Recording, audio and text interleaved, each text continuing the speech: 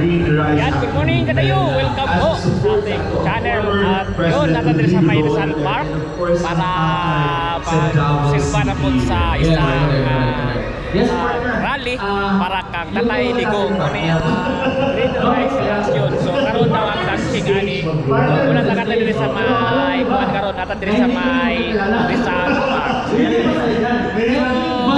So katro daw magsugod pero bawat matagay wa pa man nagsugod. So bawat pa mga participants. Yan, para kada di Tatay Digong gyapon mo ni ang Green Rice Action Grand Launching. Diri sa may San Pedro ni mga Rizal Park. Yan, so pamutag mga participants mag-serve diri ng mga babot diri. So yun diri. Nasa na si Jean? Maraming salamat. Thank you. Pavilion. Ayun, so sorry pa diri. So napalutan ni LGBT DCC and Allied Stand with Tatay Digong Freedom Wall. Yan. And of course, babatiin ko na yung aking kaibigan, Kuya Kyle Ramos. Nandyan siya sa gilid. Isa sa mga talagang nag-volunteer, okay na, awas Mel. Awas Mel, lagi na pa? Wala, sasa. Wala mo bantay po sa TV, wala pabot po. Ayan, nakita biniguan. Ayan si Kuya Kyle Ramos. Moto. And of course, ayan, kaya na. Sir Brian Lim is here. Hello, sir. Yes, and ang balita na po. Hi, sir. So, taon-taon, magsugod din mga kayo. Nagabot-abot ang mga naka-green. Mga performance. Lahat ng mga performance. So, kita rin wala na green. Kaya wala tan na ako ano. Para sa LGBT. So, yun.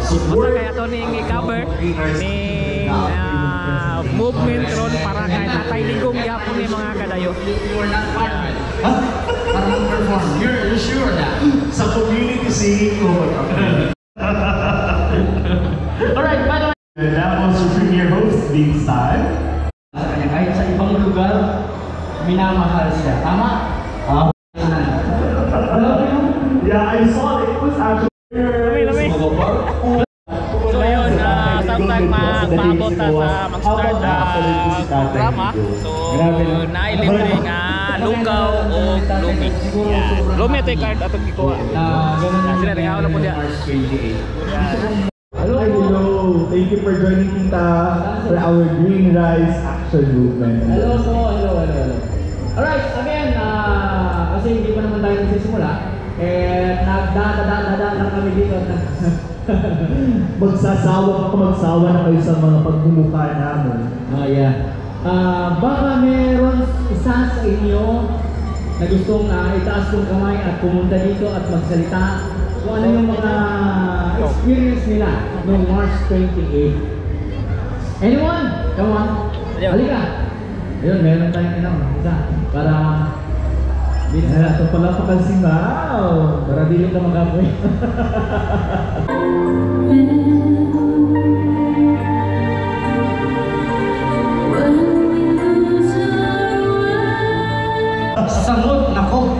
Samot na ato ang mga kauban din hiya. Hindi ko lang talaga alam kung ano yung feeling ko pag naiuwi na talaga dito si Tatay Digong. Ako mismo, nasasabi ko talaga hindi ko alam yung feeling ko pag naiuwi na si Tatay Digong dito sa Davao City. Ato ang dili ka muundang hangtod madunggan ang ato ang boses ug madunggan ang ato ang hinain na iuling na si Tatay Digong dinhiya sa Davao City. Kung hindi pa siya maiuwi ng September, tayo po ay magpapatuloy ng every Sunday kahit maabutin tayo ng Christmas dito.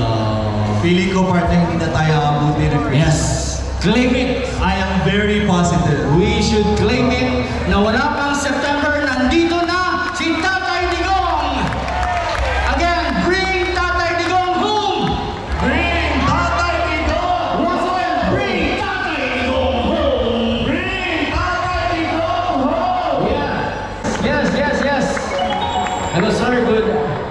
Maayong hapon, sir. Good afternoon. Yun. Wow. Yes. Hello sir, good afternoon at salamat po sa pagpunta niyo rito. Our former DBM Secretary. Mayang hapon karatong tanan. Niyo na sa kita tungod kay among nakita pod ang dakong sakripisyo nga gihimo nato dili lamang niadtong kasaulugan sa ika-80 ka sumad sa adlaw na tawhan sa atong pinalagang Mayor President Rudy, or now more popularly known as Tatay Digong. Apan ug tanawon gyud nato ug tinuod nato nga gimahal, gitagaan og importansya sa atong kasing-kasing sa atong kinabuhi, ang labing taghanon gayud nga maayong binuhatan sa atong pinalanggang Mayor President Rudy Duterte, kinahanglan usab nga ipadayon nato kining atong kalihukan. Busagani na tao ug namugna ang Green Rice Action. Green tungod kay nakita nato nga dunay paglaom. Taliwala ning dakong hagit nga atong ginaatubang karon. Rice ingon nga mubarok gayud kita. Kay ato kanang katuwag na sa batakang balaod nga ingon that the Philippines is a republican state and all power and authority emanates from the people. Gikan kanato mao magani nga kinahanglan mubarok gayud kita. Action ingon nga kinahanglan positibo ang atong mga pagabuhaton. Dili lang anaalang sa hunahuna magpabilin, apan kinahanglan makita gayud sa bagang tuot sa katawhan. Ngawa kita maluya sa atong gisugdan. Ipadayon nato kini. Bring him home! Bring him home! Bring him home! Duterte! Duterte! Duterte! Duterte! Duterte! Daghang kay salamat mayang hapon kadatong tanan. Naabot na ang atuang halangdon mayor sa Davao City. Ladies and gentlemen, ato nang i-welcome kay naayag yung tindiya sa Rizal Port ang atuang halangdon mayor. Yes, our beloved Mayor of Davao City, Honorable Sebastian Duterte! Yeah! Duterte! Duterte! Duterte! Alright, we would want to come over and stage our mayor para makapagbigay ng unang mensahe para sa ating lahat. Yes, please. O karon naa na karon sa live ko ta karon sa nagkinaiya mga social media sa ato ang sa kauban diya sa grand launching sa Green Rice Action Program. Ladies and gentlemen, naa na ang ato ang mayor sa Davao City, Mayor Honorable Sebastian Duterte, para ihatag ang iyahang mensahe para sa ato ang tanan as we have our grand launching of the Green Rice Action Movement. Ladies and gentlemen, atong palakpakan, Honorable Sebastian Duterte! Yeah. Please help us bring him here on stage. Atong pinanggang Mayor Baste Duterte! Baste Duterte! Baste Duterte! Baste Duterte!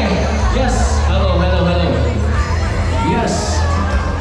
Ang atong pagtuo, ugod nga pagtuo sa mga plataporma ni Rudy Duterte. Buot pasabot ana, tanaw na ko, ilang mo nang gikidnap nila, murag di yun sila kadaog sa ato ang mga ginatuohan o sa plataforma ni Duterte. Munang naang Green Rice Action na itong gibuhat karon. Nga kada Domingo, o kanang humanang mong simba, humanang mong suroy, mga kita dire, dagang mo istorya dire. Na mo tungtong, unya mo share, pwede mo manulti kung unsa inyong gibate. Importante gyud kayo ang partisipasyon karon sa matag na Bawenyo kay ang ato ang lugar di lang ang Davao kundi ang tibuok Pilipinas nagaagi og transformasyon gyud karon. Karon nakita nato nga ang ginakontra gid mi sa administrasyon karon labi na ang akong amahan nga illegal nila giaresto o gipadala sa Netherlands sa Hague. Una kay bawtang tanan nakita nato og giangkon pud gyud nila nga wa sila mosunod sa balaod pag-aresto kang Rudy Duterte. Karon makita nato kung unsa nga klaseng gobyerno ang di nato gusto o naagian nato kaniadtong gobyerno sa panahon ni PRRD nga mo'y gusto nato mabalik pag-abot sa panahon. Basig karong 2028 og maluoy Ginoo mosugot basig na sa kasing-kasing ni Inday Sara Duterte magkabutang na putang presidente nga magpadayon sa plataforma ni Rudy Duterte.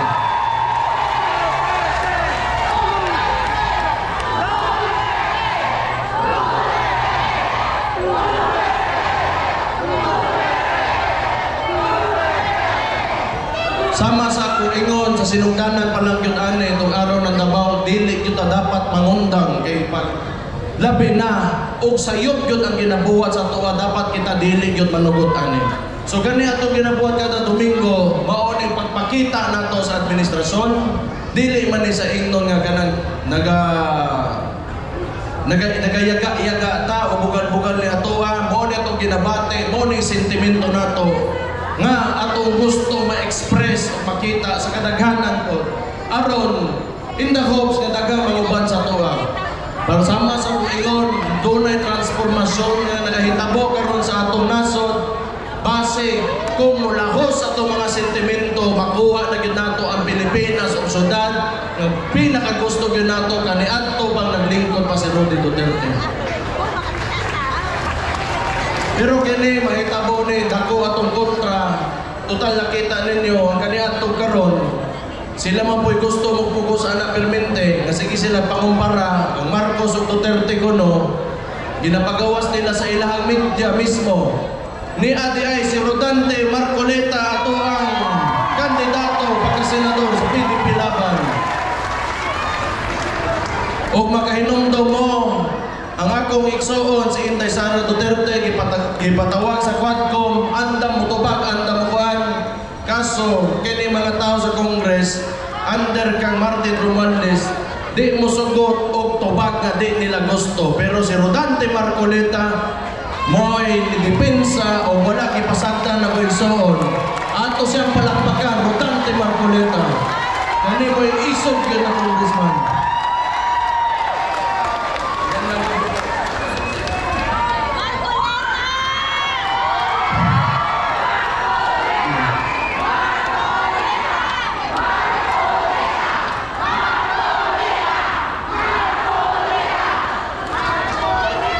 Pero ako, gusto ko maibaw mga papapasalamaton kay ko kay dili na rin yun ang gibuhat nila sa kang Rudy Duterte. Ako ang tong amahan. Nasakitan kaayo ko, pero sama sa kong yun, sa sinungdanan pa lang, dili panahon nga magluyata, panahon para kita may manungkol yun. Dili kita mo sugod sa ilang gibuhat, kaya dili yun to tama, diyan lang ibutang nato na permente.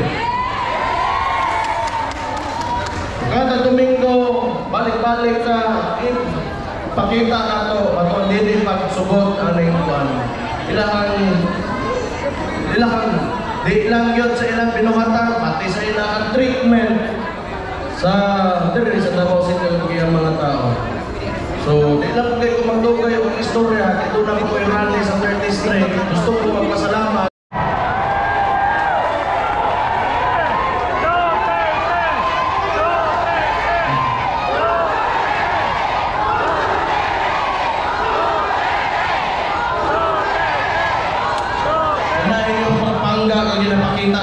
pamilya, labi na sa ko amahan, ibawas ko na lang na pinahagis pagpanarbaho pagkamatinud-anon rin sa kong trabaho. Salamat kayo sa inyo tanan. Kung may kapili ninyo, mabuhay ang Davao City! Mabuhay! Yes, thank you so much, Mayor Baste Duterte! Wow! Woo! Thank you so much, thank you so much, thank you so much. Wow, once again, that was our Honorable Mayor Sebastian Baste Duterte! Wow! Kalalapag lang to, galing Manila ha. Yes. Yun. On!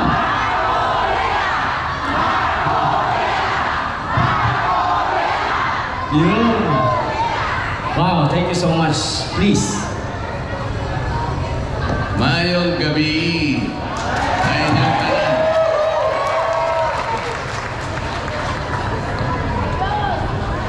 Nagpunta po ako rito dahil sa imbitasyon na aking natanggap, Green Rise Movement.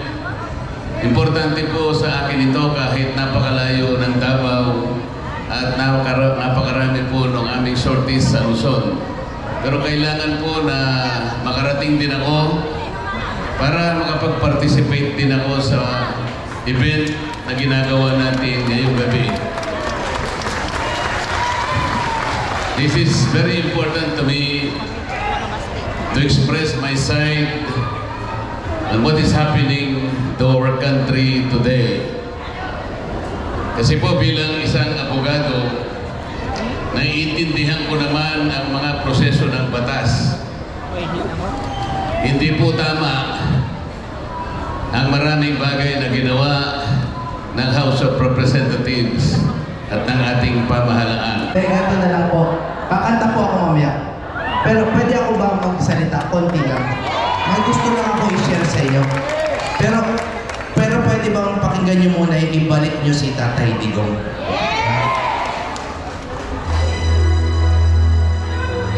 Ito po, sinulat ko ang kanta na to the day after they kidnapped Tatay Digong.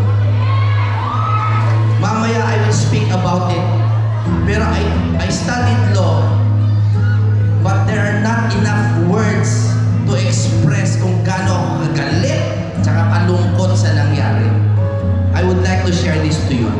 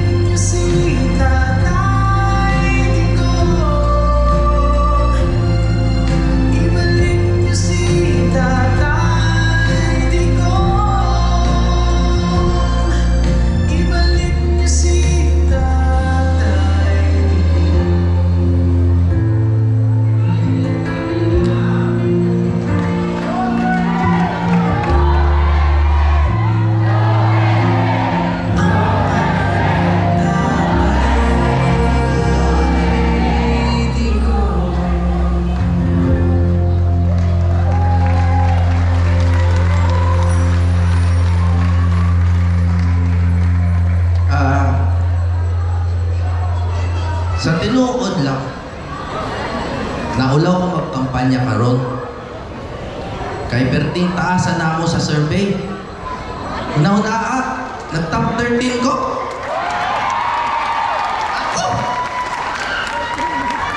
Ako! Pero ang tinuod na hinugdan na kay gikidnap nila si Tatay Digong. May nagtanong sa akin, sino ba ang campaign manager nyo? Bakit ang taas nyo sa survey? Sabi ko, si BBM.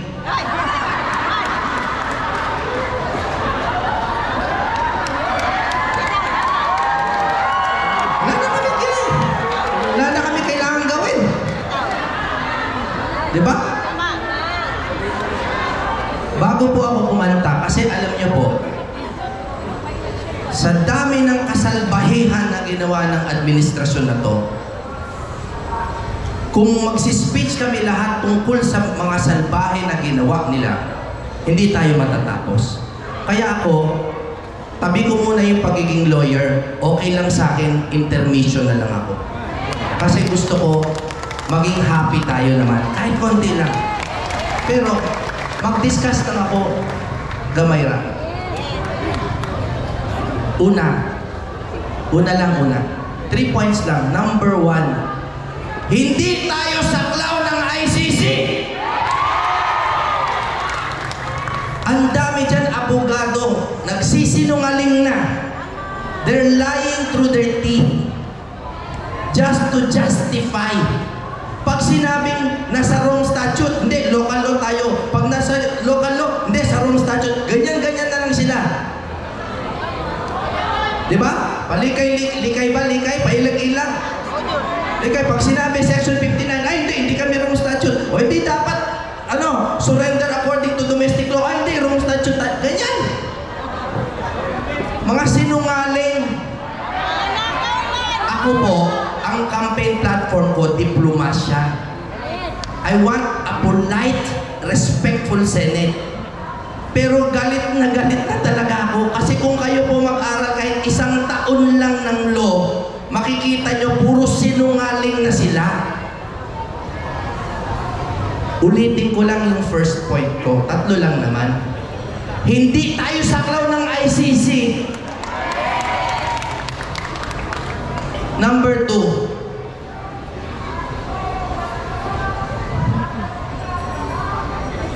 bakit mahal ang bigas? Mura bang bigas? Buti pa yung green rice, mura lang. Green rice action. Yung white rice mahal. Alam nyo, nag-file kami ng case sa ombudsman laban kay Martin Romualdez. Falsification of legislative documents. Simplihan natin, paano ba gumawa ng budget? Batas yan. Paano ba gumawa ng batas?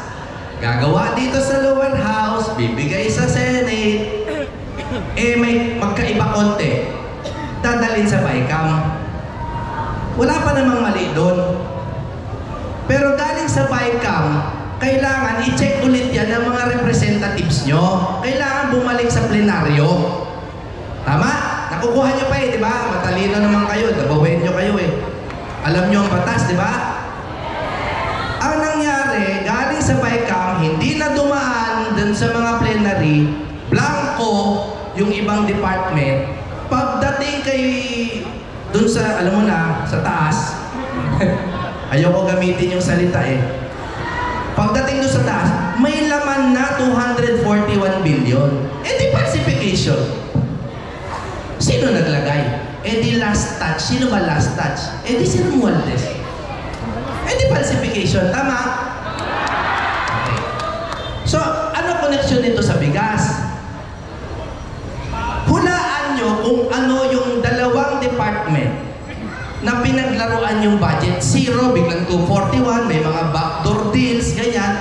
Hulaan nyo, humula kayo ng department. Agriculture, tama. Agriculture. Isa pa, hula pa kayo, isa pa. Health, hindi. Irrigation. NIA. So di ba walang nakapansin? Sino pa pumapansin? Kasi ang tao ho, iniisip ko minsan, agriculture, palay-palay lang yan. Irrigation, tubig-tubig lang yan. Sige, sige. So pinablanko-blanko, mamaya may laman na 241 billion pero hindi mo alam kung sino na yung may kausap sila doon. So ito tanong ko, paano magmumurang bigas? Kung hindi natin nilalagyan ng tamang budget, according to proper consultation with the farmers, paano magmumura? Pinaglalaroan natin. Naintindihan nyo? Lahat po ng tao, lahat po kami anti-corruption. Pati yung kabila, anti-corruption po no. Pero may nagtuturo ba ng mechanism of corruption? Kung paano ninanakaw sa bulsa nyo. Nakikita nyo na lang nakaayuda na. Saan galing?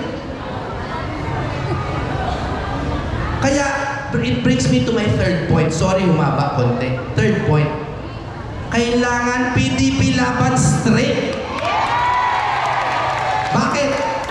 Paano ba mag-impeach? Sa baba, majority. Akyat. Ano sa taas? 2/3. Ano 2/3 ng 24 senators? 16. Ano natira? 1/3. Ilan ang 1/3? 8. So yung 8, dagdagan mo isa, wala nang impeachment. Tama? Ilan ba yung PDP laban straight originally? Di ba 9? May dogmata pa. 10. Tama? Kaya, ang boto sa PDP laban straight ay boto laban sa impeachment.